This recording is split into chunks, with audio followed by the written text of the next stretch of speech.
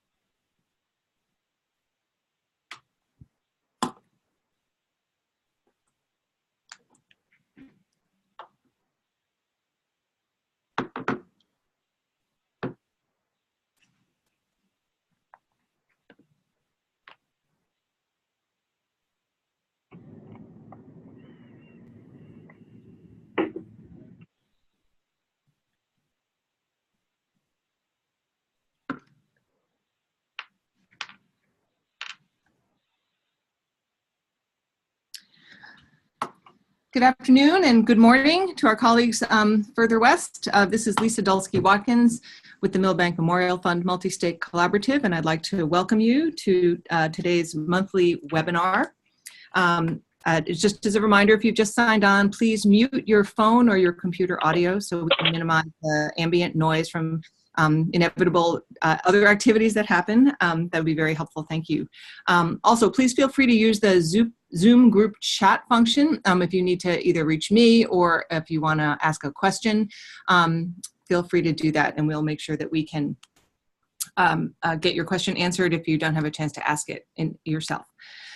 So I would like to welcome with great pleasure our two speakers for today.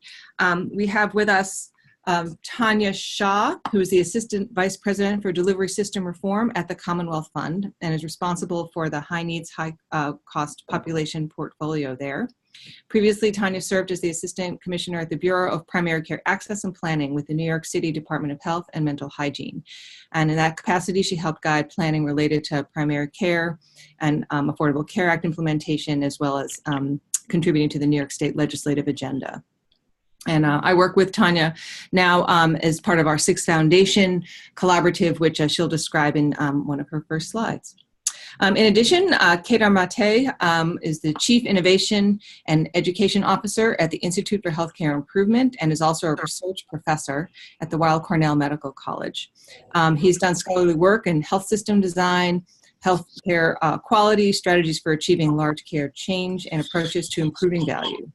And previously worked at Partners in Health and also as a special assistant to the director of the World Health Organization HIV/AIDS Department.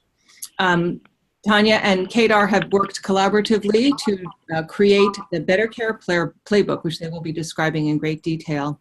And essentially, this is a really wonderful opportunity for all of us to learn about the resources that are available for dealing with the high needs, high cost population that all of anyone in primary care certainly working to better the lives of those people. So with that, I'd like to turn over to Tanya to get us started. Hi, everyone. This is Tanya Shah. Thank you, Lisa, for that introduction.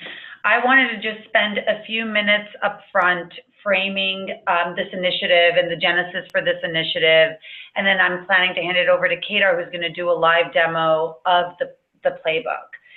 So we can go to the next slide, Kedar.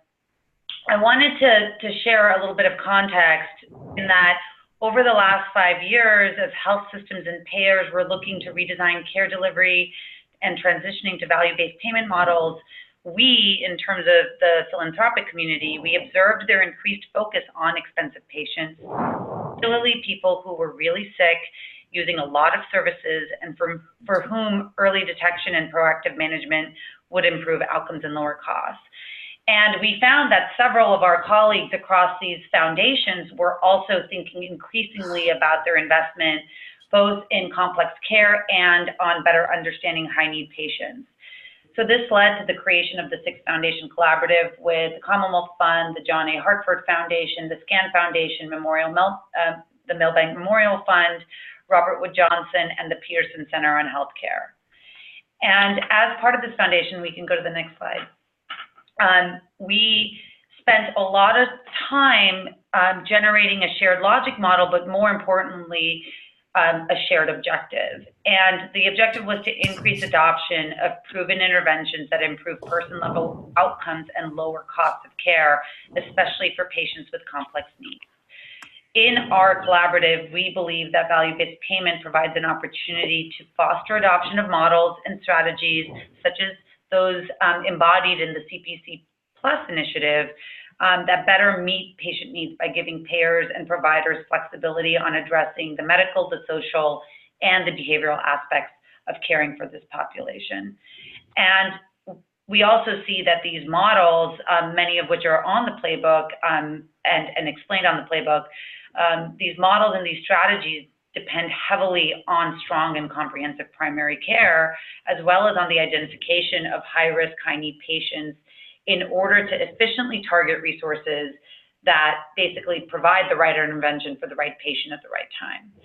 So while our early focus has been on ACOs, MA, SNP plans, our goal as part of this collaborative and in partnership with IHI is to support adoption more widely among healthcare stakeholders, especially those at the front line that are working to improve care for high-risk and vulnerable populations. So that takes me to the playbook. This is an important initiative that we undertook as a collaborative. It was one of the first things we really did as a collaborative, and in partnership with IHI was to create the Better Care Playbook. We found that health system leaders, policymakers, were struggling to find helpful, curated information on models and strategies to adopt, usable information. We heard from many potential users that they didn't have the answers at their fingertips or know how to contact those that had real-world practical experience on implementation, or how to make adjustments on these strategies based on local context. Essentially, we heard that they wanted a playbook, which would be a quick, usable guide to help determine key steps to implement proven practices and redesign care. So we've taken some initial steps by building this resource that organizes information for those working on redesigning care, such as yourself, based on, and we've organized it in a way that allows you to approach it based on a specific question that your organization may be struggling with, whether it's creating the business case for investing in this population, or better understanding the population, or understanding what strategies and models have worked and where and for which patient segments. Or you can approach it really from your functional standpoint, or actually from a patient kind of segment standpoint. So with that, again, this is a starter set. It's about a year and a half into it, where we are looking for feedback. We welcome all input on how to make this a more usable and valuable resource as we move towards redesigning care for high-need, high-cost patients. And so I'm turning it over to Kedar, who will actually walk us through the playbook. Thanks, Tanya. And I just want to add my thanks to the 6 foundations that have helped to sponsor the creation of the Better Care Playbook and have supported the Institute for Healthcare Improvement, the IHI, where I work to help assemble the playbook as it presently stands. One of the things I would just say as a word of introduction to the playbook is that in some ways, as the field of complex care and care for individuals with complex needs becomes more, comes into the fore, comes into the center of what we're trying to do in population management and in increasingly in value-based care, et cetera. we need resources that will help us to better organize our thinking, our logic, our approaches, and help us organize the evidence in some way to help deliver best care, best practice reliably to every patient every time. And in some ways, many fields, most fields have a scientific literature, a journal system that allows for the production of new knowledge. The field of complex care, a nascent field, an evolving field, in some ways is starting to regard the Better Care Playbook as that repository of best available evidence in science, along with practical tips and tricks and tools for how to actually do this work more effectively in real life in contextually sensitive ways. So that's the sort of lead-in to what I think are going to be some of the critical areas of the playbook that I'm about to show you.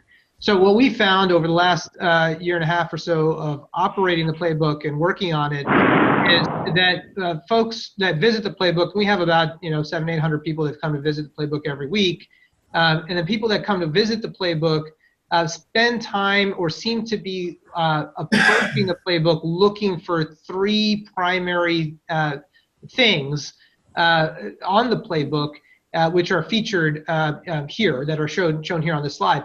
So the first is it's a single place to go to find the best available knowledge, science, literature, as well as case studies, how-to implementation guides, etc. So it's a curated resource library. I'll show you what that is in just a moment. Number two, they're looking for some of the practical tools, real things that can help make the process of managing individuals with complex needs simpler, more straightforward, easier to do. It's not easy to do, to be sure, as all of us know. But any tools or tricks or implementation guidance that can really help to make the process a little bit easier is something that that folks on the playbook tend to want often. And then last is they're looking for others that are in it with them, that are doing the same kind of work in their local microenvironments or doing it somewhere else in the country. And I'll show you a map of resources in just a minute here as we move to the live demo of how that's being done in the microenvironment. So here is the playbook. I'm just going to check, Tanya and Lisa, can you all see the actual playbook here live now? I just want to make sure that it's transmitting properly over the internet connection here. Yes, I can on my screen. Yes, I can as well. Okay, great. So here's the way the playbook looks. Again, the URL is bettercareplaybook.org. You can Google it and it'll come up as the #1 search item if you do. It's organized around, it's organized in this way. It's organized around 4 key questions. When IHI started doing this work with the 6 foundations, we surveyed a wide variety of actors in the field, including practitioners, payers, policymakers, et cetera, to try to understand what the key questions were that they were facing, what are the key challenges that they were facing in implementing better care for individuals with complex needs. And these were some of the key questions that came up time and time and time again that people needed answers to. And we also paid attention to what was available. So we looked at the literature, we looked at what the 6 foundations had sponsored and created. We also spent some time doing expert interviews to find other resources that we hadn't otherwise found. And we found that they broadly fit into these 4, as responses to these 4 key questions. So why invest in redesigning care? Who are the individuals with complex needs? Which care models are promising? And what is the level of evidence for those? And then what practical tools can I use to redesign care? That's the way the resource library is organized, around these 4 key questions. We also organized it by type of actor that might visit the playbook, by health system leaders, by payer audiences. I know we've got several of you on the line and part of the collaborative, and then by policymakers. So we organized the tools through a meta tagging system so that the resources that were most pertinent to these were identifiable by these through that mechanism. And then finally, by the population segments of interest. This is the National Academy's classification scheme for individuals with complex needs, complex care needs. And so you see the categories here, roughly speaking: adults with under 65 with disabilities, for elders, people with multiple chronic conditions, folks with behavioral and social needs, and then people with advanced illness. Those are all of the resources could be categorized by the populations that were addressed by these as well. There's a blog I'll show you in a minute, and then a mechanism of understanding more about the playbook. Let me just take you to the resource library very quickly here. I'm going to show you kind of what we find is some of the more visited and more promising kind of resources that people visit most often. So this is about which care models are promising. If you want to know about, IHI used a rigorous process that we apply on a continual basis to evaluate every resource that is submitted to us by either the foundations, that we find in ongoing routine. Every 2 weeks we scan the literature, gray and peer-reviewed, to try to identify new resources that might be relevant to this important challenge. And we vet them against a set of evidence criteria which are here to determine the level of evidence by which we can classify each of the individual resources. The Commonwealth Fund put together a quick reference guide for those of you that want to see it. This is a quick reference guide to some of these promising models for individuals with complex needs. And here's the structure of the resource library. Up front, it's kept brief on purpose. We answer a couple, we tell you which are the key questions that resource will answer up front. We suggest some of the key takeaways and themes. We provide links to the sort of vital, if you had only 5 minutes to review this resource, this is where it should go. Table 1 of this resource, table 2 of this resource. We give you the authors, the source, and the level of evidence that we found, etc. So these are some of the resources that are on the way the resources are organized. We also have them organized by some of the sub-questions. And for this audience of practice sites, CPC Plus sites, there is a sub-question under care models that's aimed specifically at the challenge that you're facing around promising care models featuring advanced primary or enhancing primary care. And within each of these, there are subsequent, specific reports. This one is a compendium of case studies from the VA system around interprofessional teamwork and better practice models around how to do that. Again, a link to the direct resources here, as well as a brief summary of the key takeaways and themes if you don't have time to read the whole thing. So this sort of is the structure of the curated resource library that is available on the playbook that folks can find their way to.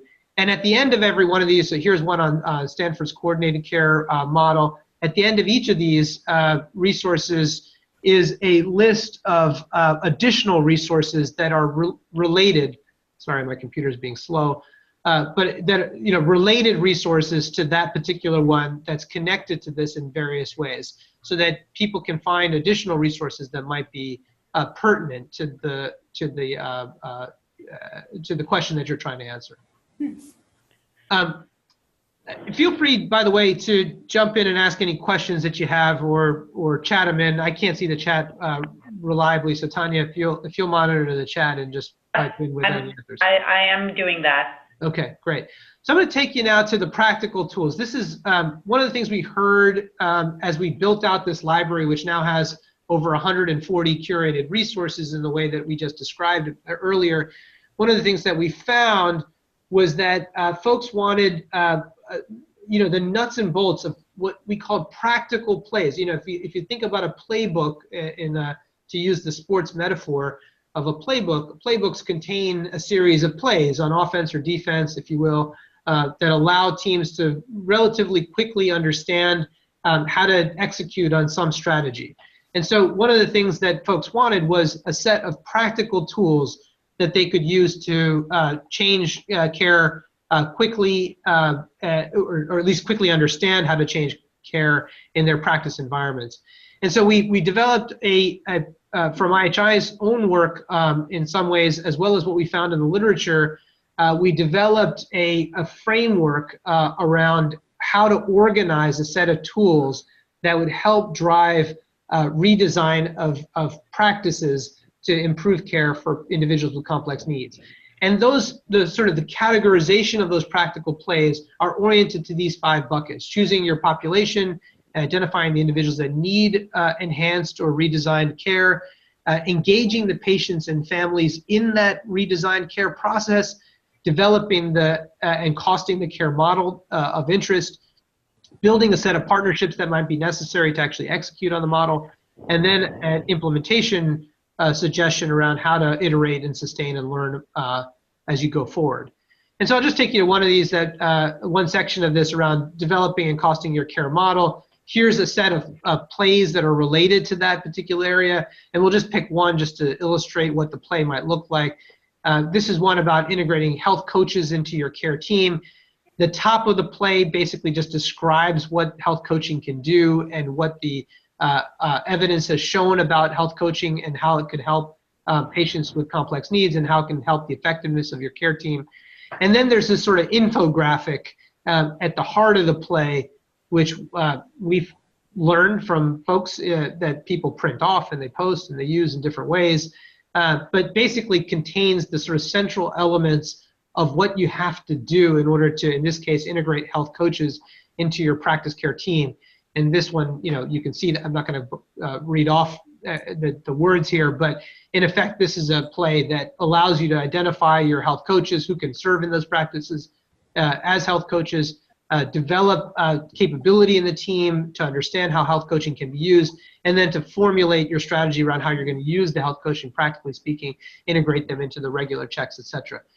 There's some practical guidance in the play around how to run the play, how to execute this, and then some tips and tricks that have been sourced from various different teams and efforts around the country, as well as some additional resources that can help guide you if you have additional questions or ideas or thoughts about how to do this, including practical guides from sources, in this case like UCSF, that have been working on this challenge for some time. So that's the curated resource library, as well as the very practical kind of nuts and bolts plays that will help organizations to build better care for complex individuals and complex care programs. Let me now share with you the final dimension that I mentioned in the slide that we were looking at earlier around shared learning and community, which is organized around this state map.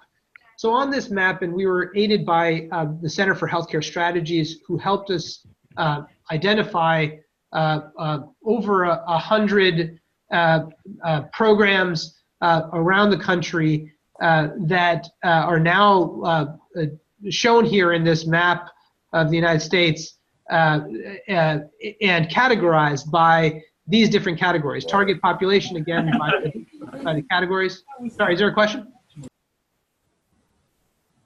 Maybe not. But so you can filter this map by the different populations, by the program, the care program elements, by location, by insurance status. Is this a program that was aimed at Medicaid or Medicare or commercial payers, et cetera? By the number of sites to which the program has been scaled, and by the implementation of a particular care model. And you can then select what you want here. Say we pick I don't know, Washington State, let's pick something up here, and we wanted to pick something that had been scaled to more than 2 to 10 sites. You apply the filters, and it will then isolate for you the programs in the state.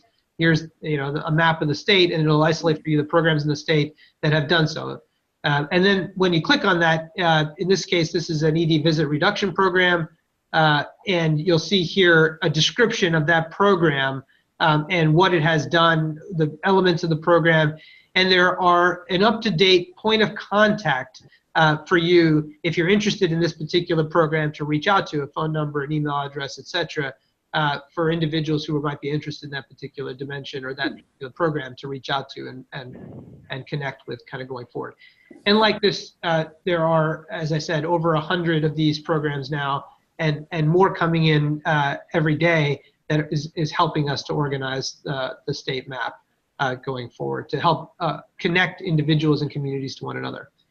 And then the final thing I'll just point out is that there is a mechanism now. So IHI conducts scans, the foundations submit resources. All of us are sort of actively looking for new thoughts about new resources that could be useful to the complex care community. And that community is now able to submit resources to the Playbook. And we've just started doing this and have started receiving some really valuable resources from the field around, and it's a very simple kind of easy submission template where you can just go through, submit the kind of resources. Is this a classic resource? Is it a case study? Or is it a play, etc.? Can we, what kind of resource is it? What key questions should we categorize it under, etc., etc.? And you'll have a chance to upload any files or images or reports or otherwise, and then list the contact information of the individuals that might be listed in the resource. And this essentially automatically creates a new resource page that then the IHI team screens and vets through our usual content vetting process and our evidence hierarchy before we actually post it on the playbook. So with that, I'm gonna stop. I don't want to take. I want to spend the time in question and answer, and so I'll stop sharing this screen. We'll go back to the slides for a moment, and I'll share with you what we're going to be doing next, which is at the moment 3 of our organizations, supported again by a subset of the foundations, are developing what is being called a complex care blueprint. And this blueprint, which we're building at IHI together with the Center for Healthcare Strategies and the National Center for Complex Care and the Camden Coalition, this complex care blueprint essentially is trying to lay the groundwork for a field of complex care, of which the playbook, which we've just shown you, will be a critical asset. Number 2, we're really pushing this idea of submitting resources. We recognize that there is no amount of scanning that our research team at IHI or the 6 foundations can do that will capture the breadth and richness of the effort that's being conducted in the field to try to answer this challenge of improving care for individuals with complex needs. And so we're keen to hear from organizations and individuals out there who are working on this challenge and have demonstrated some success at solving some particular aspect of the challenge. So this idea of submitting resources.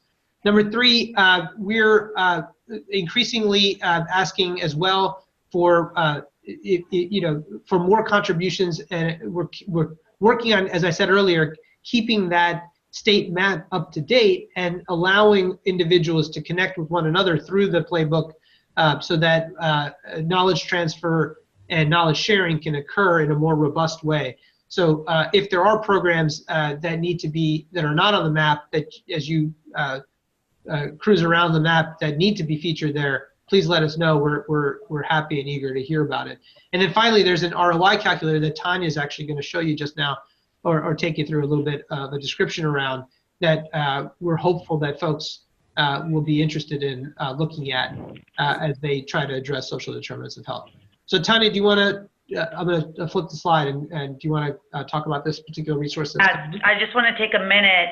This is an exciting new resource we hope will be useful, and especially because I think we acknowledge that we're moving beyond just the conversation and recognition that social factors like housing or nutrition or transportation have this outsized impact on health outcomes. And the questions that we're hearing from the field are around, well, what can healthcare providers actually do to help? And so this is, again, in that space of creating the business case, creating alignment between the social services sector and the healthcare sector on addressing these social needs. And we created this calculator with Dr. Victor Tabush, who is a professor out of UCLA School of Management. And we're, jointly, the SCAN Foundation funded some of the underlying work, and then the Commonwealth Fund continued to build on the SCAN Foundation's work and worked closely with Victor to create more of a dynamic web-based tool. So you'll see the link up top.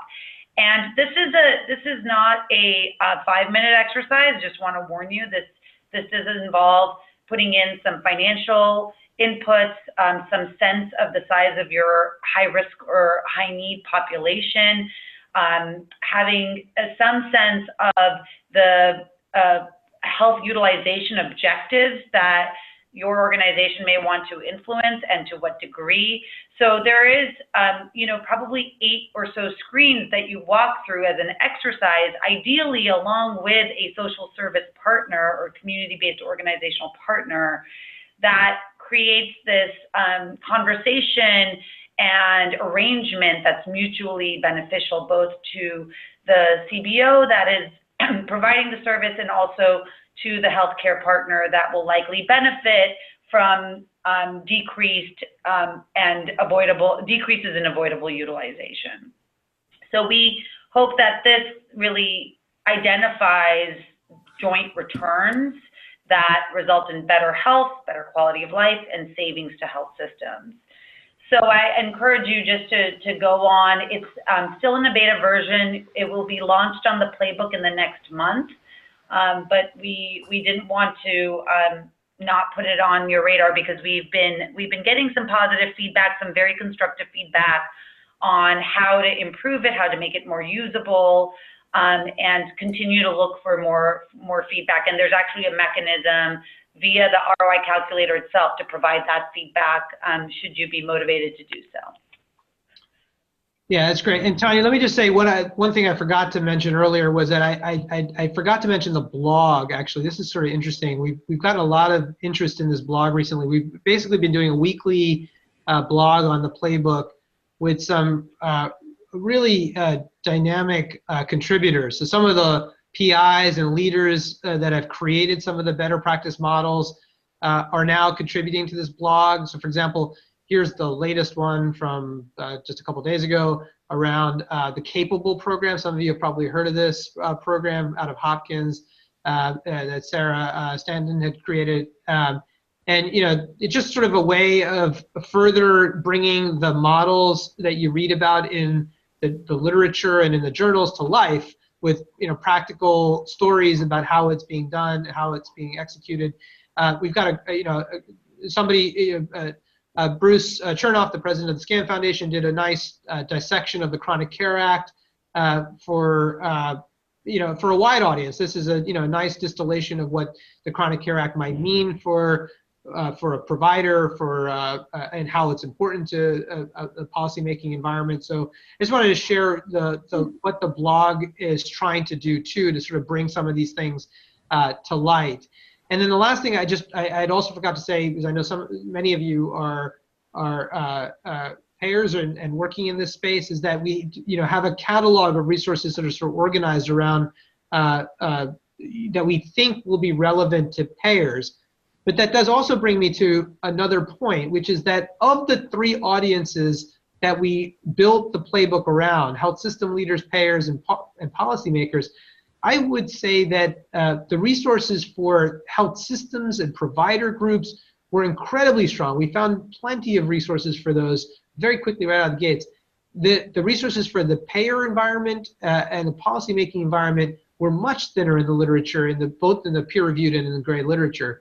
And so I think if getting to now some of our open questions for you as we move to the end of of this period and into the discussion is this: what would be most useful to you? What resources could you imagine if you have a chance to tool around the website and look around and see what you think is there? What's missing from it? What would be helpful to you as you try to do your work with your practice sites and in your community? And then apart from, we recognize that the Playbook is what it is. It's a website. It's a knowledge resource. And we are very conscious and aware, both the IHI is and the 6 foundations are, that alone a knowledge resource like the Playbook is insufficient to stimulate adoption of better practice. And so the question is, what would help the practices adopt these better practices more successfully? That's the real question. What would help there beyond the knowledge resources, or how can we make the knowledge resource even more stimulating of adoption kind of going forward? And then finally, what are some of your biggest adoption challenges that we could potentially, if their resources aren't readily available, what can we blog about? What can get folks who have solved the greatest adoption challenges to write about on the Playbook and feature in the future? So with that, Edward, can I just add something coming up in the chat? So beyond, we know that transformation in care delivery is not going to happen through a website. We understand that this is more to facilitate, facilitate those discussions at an organizational level, to inform, and to create some tools that can support adoption and implementation. What we are also building, both with IHI and off the playbook in a couple different collaboratives, are learning communities. And these are evolving with different associations, with different focuses. And so I just wanted to acknowledge that there's work that's happening beyond the playbook to really support the goal, which is to foster adoption of best practices. We'll be making those, as that strategy evolves over the course of this year, we'll be making those available more broadly to those actually at the front line implementing these types of strategies. Yeah, well said. So we'll stop here, and we're happy to take, I know there's some questions in the chat which we can address as well, but questions, comments, thoughts, all welcome at this time. So we'll move now into the discussion phase of the conversation. Great. Thank you so much, Kedar and Tanya, for a terrific presentation. And there has been quite a bit of chat on the chat box, which is great. And specifically, I just wanted to tee up the discussion around the resources for payers. And as you correctly stated, that there are quite a few participating CPC Plus payers who are working in alignment in their own regions and also working to align with Medicare in terms of supporting primary care transformation in the CPC Plus specifically. So maybe you could talk a little bit, just do a little bit of a deeper dive in terms of what you see as what you'd like to see in terms of resources for payers, because that has come up quite a bit in this group. Well, I mean, so Lisa, I would say that I would turn the question back to the folks who are in the payer seats and ask them what resources would be most useful to them. We're happy to kind of start working on identifying and I suspect that the foundations would be interested in supporting the development of some, well, I don't want to put words in you guys' mouth, but we'd be happy to kind of at IHI, put it that way, be happy to source resources that are in the areas that are of greatest utility to the payer audience, and help contribute to the development of those resources as well, so long as we could understand those better. So let me put it that way.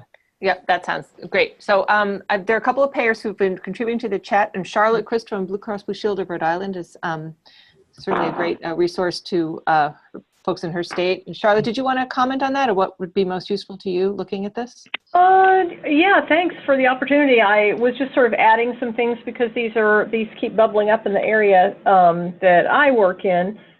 Social determinants of health are great.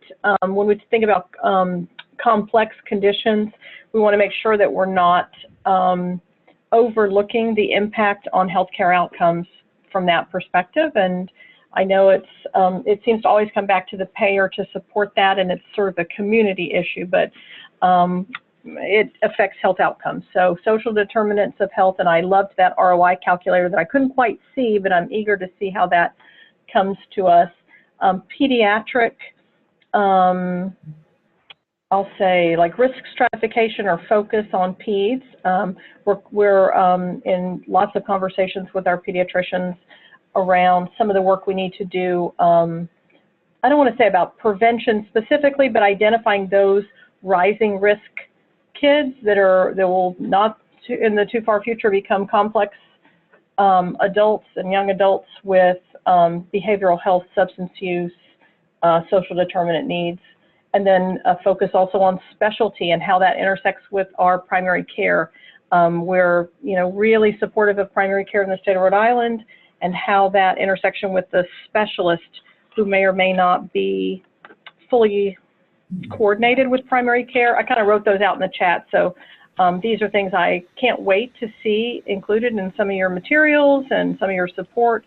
It's a great resource. I love it.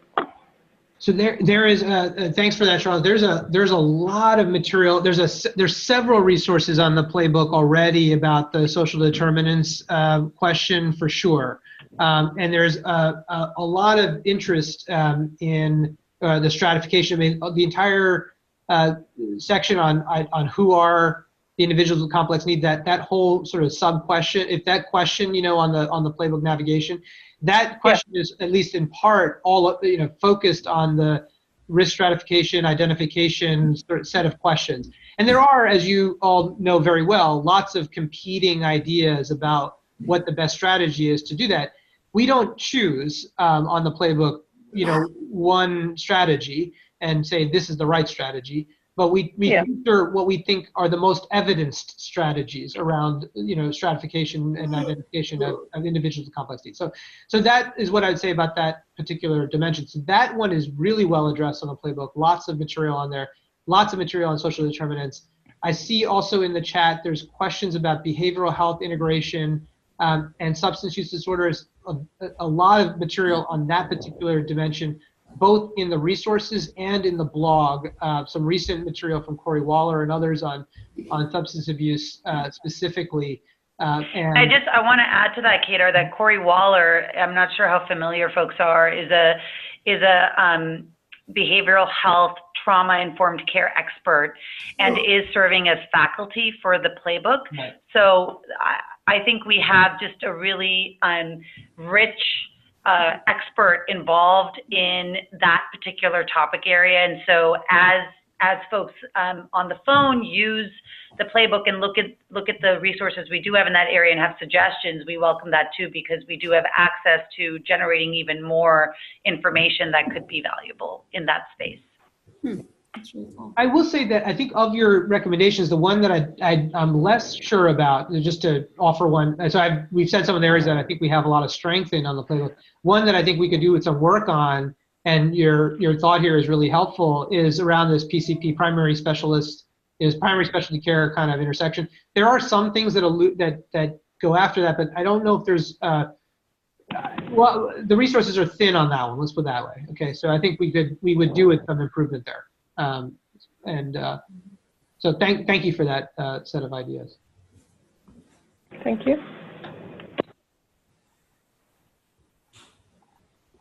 One other thing, sorry, but the question around pediatrics comes up in the chat, and I know Tanya, you responded. We've had a lot of requests for this one, and I predict that the playbook will, our plan is to put that to our advisory group pretty soon, and then likely to start including a pediatric population section that would be put into the playbook kind of going forward. So I expect to see that soon.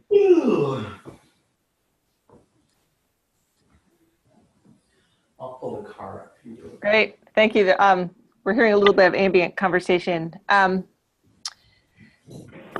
Any other questions? I've been sort of chatting with people privately here, just trying to see if any specific questions. We have a number of our payers that are deeply involved in Medicare Advantage programs and Medicaid managed care organization activities through the CPC Plus. I'm hoping maybe we have some of our colleagues from the field speak to that.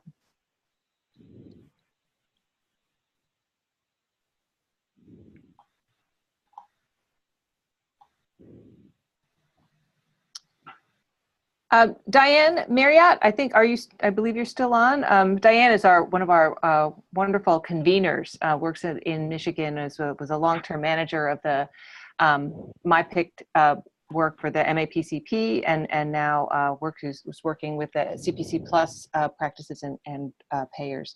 Diane, did you have any questions or comments? You know this works so well.